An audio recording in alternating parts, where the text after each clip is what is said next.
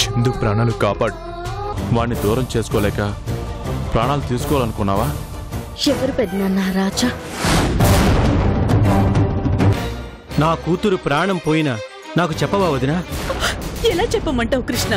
చందు విషం తాగి చావు బతుకుల మధ్య ఉంది.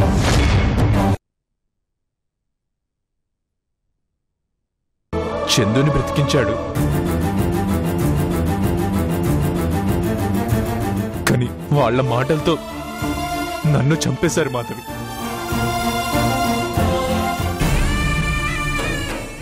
నేను మనిషినే మాధవి. కోట్లొచ్చినా, ఒంటి మీద కోటొచ్చినా అది నా మనసుని మార్చలేదు. చాలు, ఏడవటం కన్నా ఏడుపు దాచుకోవటం చాలా కష్టం మాధవి. ఏంటో ఈ పిచ్చి ప్రేమ. ప్రేమించిన బాధే, ఆ ప్రేమ దూరమైన బాధే. కత్తితో కోసేసినట్టు, గుండెని నిలువుగా చీల్చేసినట్టు, నెత్తురు చూడకుండా గాయం చేయగలిగిన ఏకైక ఆయుధం ప్రేమే. అమ్మ ప్రేమకి లేదీ బలం, నాన్న ప్రేమకి లేదీ బలం, తోడ పుట్టిన అన్నా చెల్లెల ప్రేమకి లేదీ బలం. 18 ఏళ్ల తర్వాత పరిచయం అయ్యే ఒక్క అమ్మాయి ప్రేమకి మాత్రం ఎక్కడిది బలం? ఎక్కడిది బలం?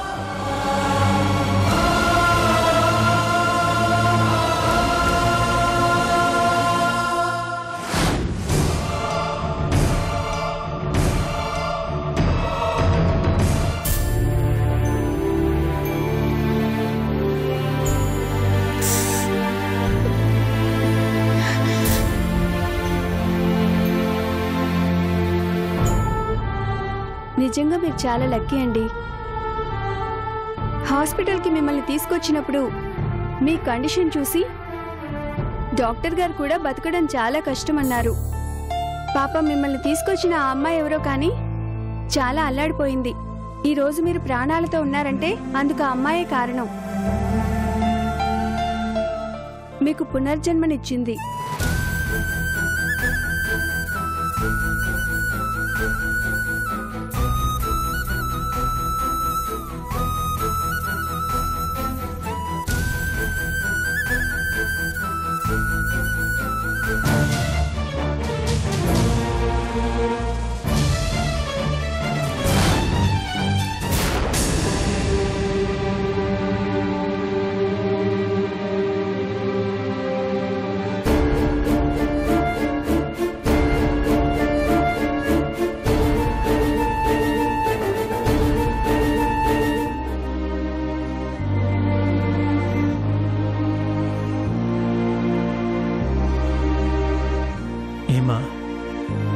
ఎక్కడికి వెళ్ళినా చెప్పేలేదానివి, చనిపోవడానికి మాత్రం చెప్పకుండా వెళ్ళాలని చూసావు.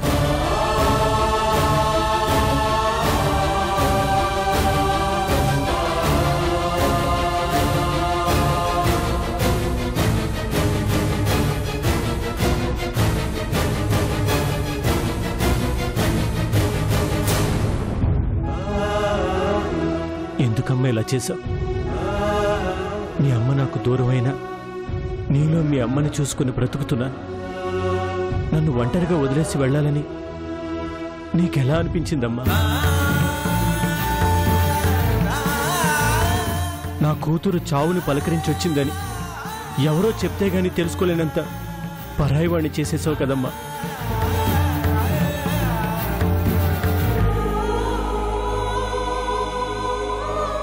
I'm sorry daddy.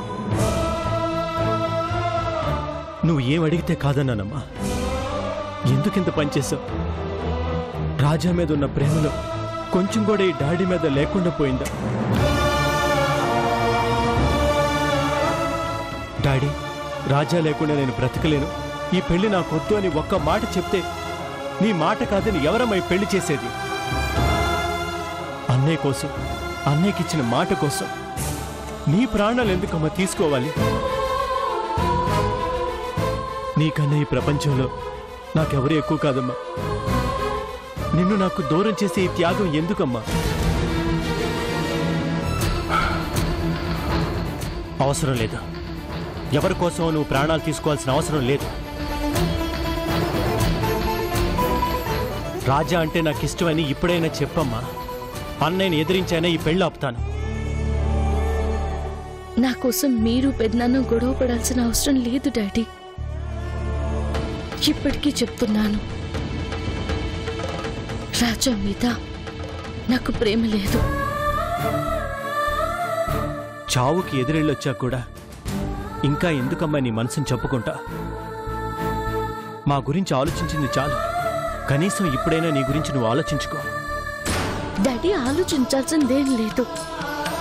పెద్దనాన్నకు నేనేం చెప్పాను అదే చేస్తాను. మనస్ఫూర్తిగా నువ్వు ఆ పని చేయలేకే కదమ్మా ఇంత పని చేసావు. లేదు డాడీ, నేను మనస్ఫూర్తిగానే చేశాను. ఇంకా ఎందుకమ్మా అబద్ధం చెప్తావు?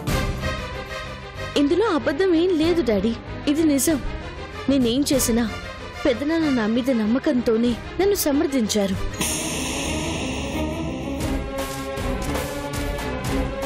నా వల్ల మన కుటుంబం బాగుంటుంది అని నా మీద నమ్మకం పెట్టుకున్నారు.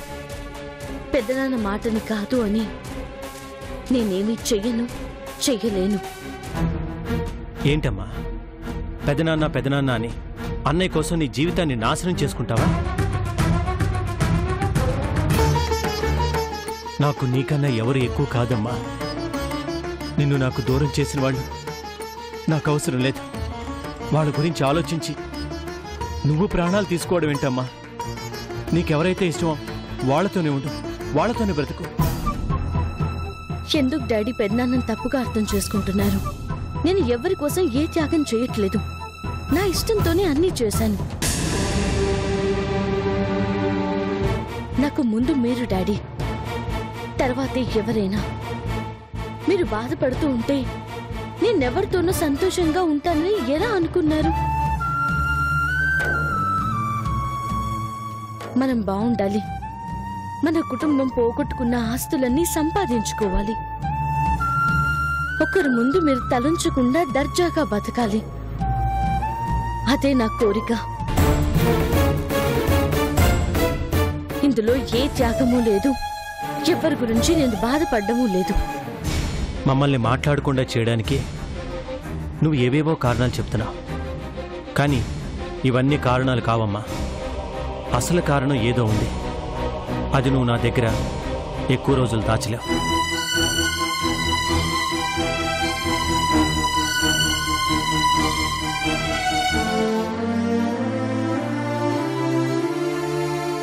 కానీ ఒక చిన్న రిక్వెస్ట్ అమ్మా. నువ్విలా చేయడానికి కారణం ఏదైనా ఆ కారణానికి నీ ప్రాణాలు బలిచ్చే ప్రయత్నం మాత్రం చేయొద్దు ప్లీజ్.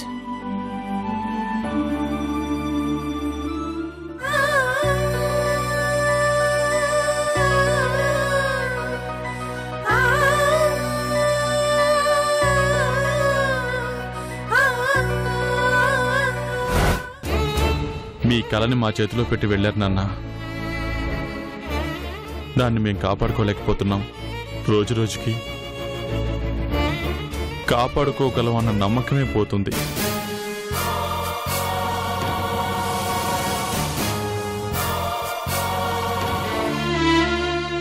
నీ జ్ఞాపకాన్ని కాపాడుకోలేని చేతగాని కొడుకున్నాన్న. ఆస్తి అంతస్తు అన్నీ పోగొట్టి మన కుటుంబాన్ని రోడ్ల పాలు చేశాను.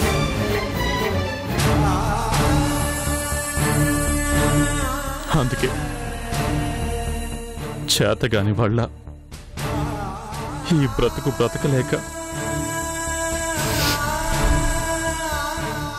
నేను నీ దగ్గరికే వచ్చేస్తున్నాను నాన్న.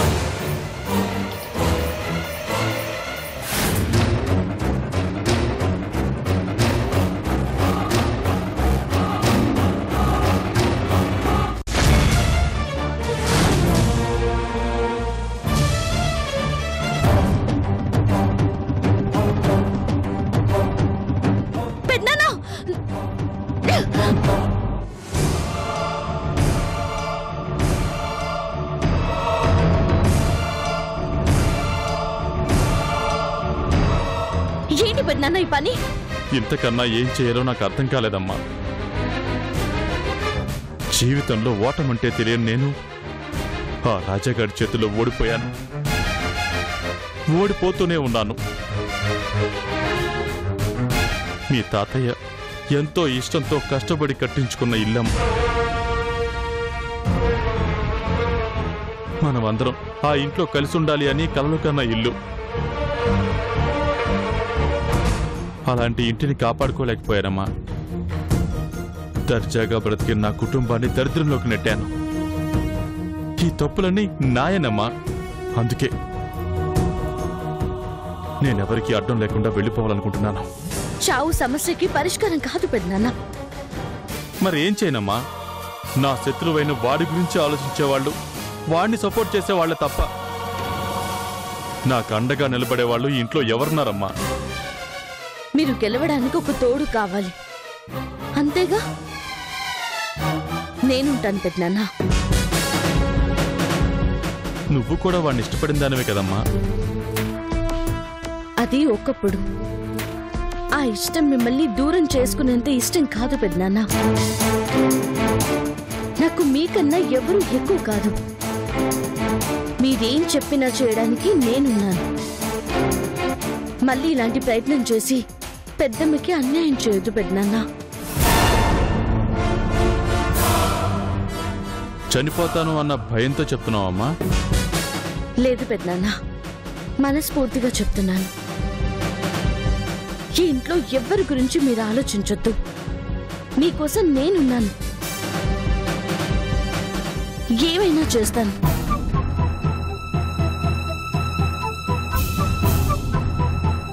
ప్రామిస్?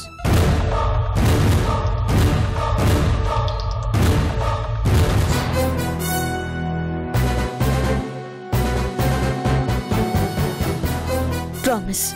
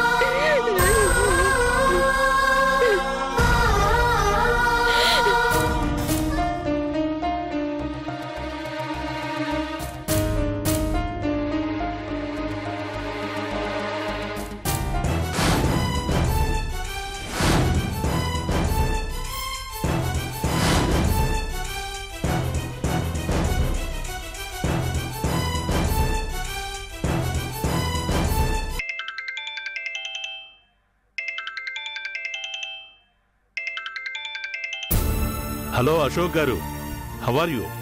I'm fine sir. నా వైఫ్ సిస్టర్ చందు గురించి తెలుసుకుందామని ఫోన్ చేశాను. ఓ, ఆ అమ్మాయి గురించా? అవును సార్. ప్రస్తుతం తన కండిషన్ ఎలా ఉంది? She's all right now. Really? Yes, స్పృహలోకి వచ్చింది. అందరితో మాట్లాడగలుగుతుంది. త్వరలోనే పూర్తిగా కోలుకుంటుంది. Thank you doctor. తన గురించి మేము చాలా వరీ అవుతున్నాం.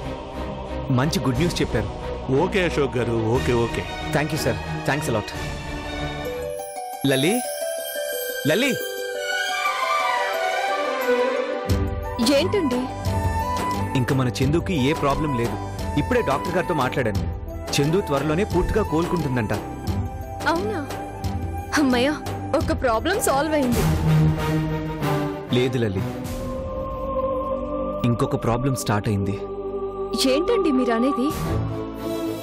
అవును లల్లి, తన ప్రాణం తీసుకోవడానికి కూడా ఎందుకు సిద్ధపడిందో మీ డాడీకి అర్థం కాదు.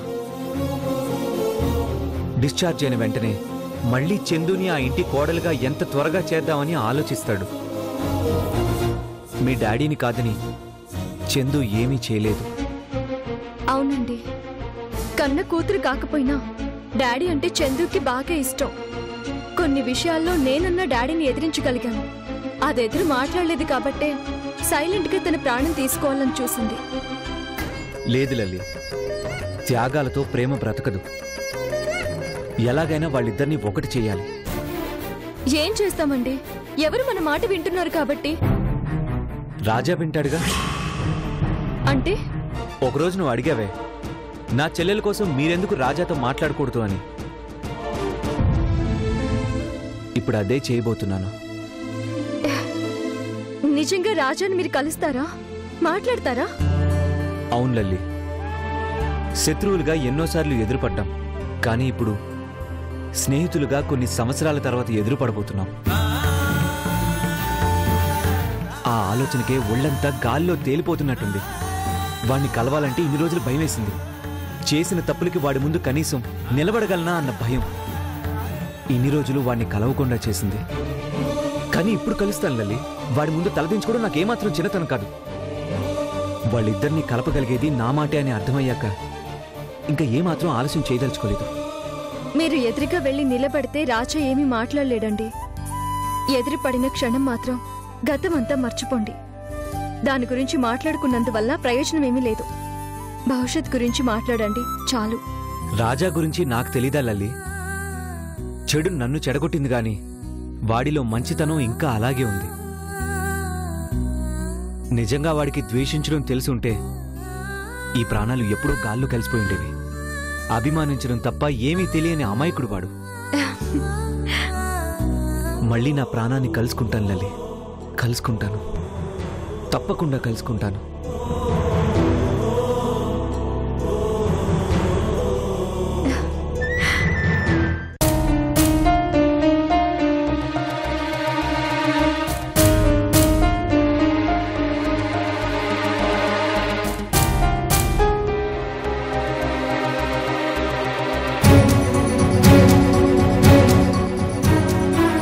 పర్వాలేదు, అప్పుడప్పుడు వాస్తవాలు మాట్లాడుతుంటావు.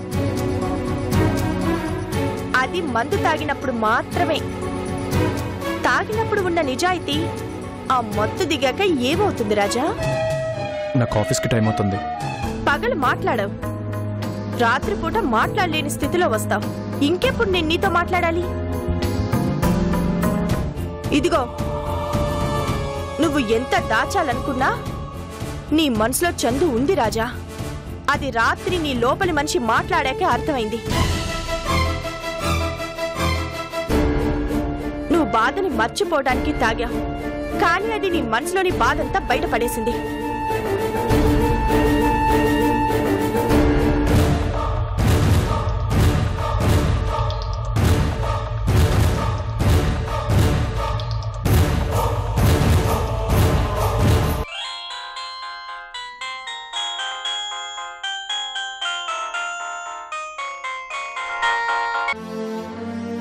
హలో హలో,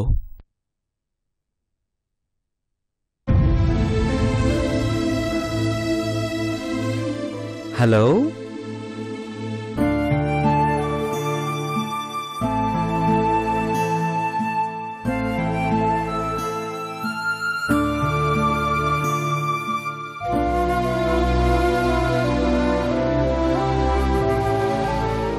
రాజా.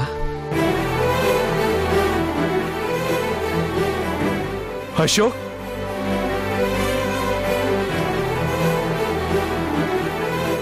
ఎలా ఉన్నావురా?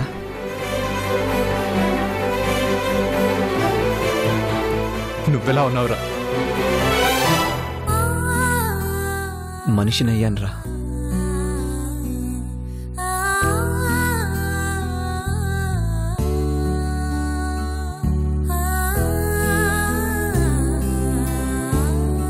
చెప్పరా. నీతో మనసు విప్పి మాట్లాడాలనుందిరా. నాతో మాట్లాడతావా? రే, నేను నీ ప్రాణ స్నేహితుడినిరా. నీతో మాట్లాడకపోవడం ఏంటి? నాకు తెలుసురా. ఆ నమ్మకంతోనే ఫోన్ చేశాను. ఎక్కడున్నావురా? ఇంట్లోనే ఉన్నానురా. నిన్నొక్కసారి చూడాలనుందిరా. అయితే ఇంటికొచ్చేనా? వద్దురా. పోనీ నువ్వే ఇక్కడికి వచ్చాయిరా. వద్దురా.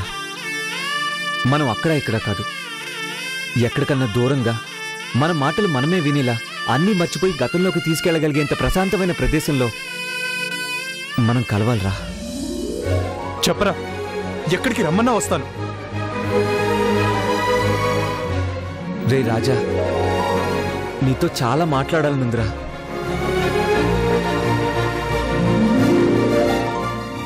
నాకు నిన్ను చూడాలనుందిరా. నాకు నిన్ను చూడాలనుంది. ఎన్నో ఎన్నో మాట్లాడుకోవాలనుంది.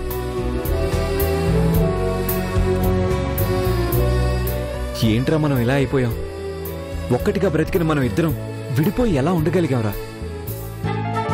కారణం నేనే కదా. స్నేహానికి నేను చేసిన ద్రోహమే కదా. ఎందుకురా నీ విషయంలో నేనింత దుర్మార్గుడిని అయిపోయాను? రేయ్, జరిగిపోయిన విషయాలన్నీ ఇప్పుడెందుకురా? జరిగిపోయినా అందులో మర్చిపోలేని పాపాలు చాలా ఉన్నాయి కదరా. రేయ్, అవన్నీ వదిలేరా. ఇన్ని రోజుల తర్వాత ఎన్నో ఏళ్ల క్రితం నా స్నేహితుడు పిలిచిన ఆ తీయని పిలుపు నేను విన్నాను. అది చాలరా నాకు. ఆ పిలుపు ఎప్పుడూ నన్ను నేను మర్చిపోయేలా చేస్తుందిరా. ఇంకా గతాన్ని ఎలా గుర్తు చేస్తుందిరా? చెప్పరా, చెప్పు. నన్ను ఎక్కడికి రమ్మంటావు?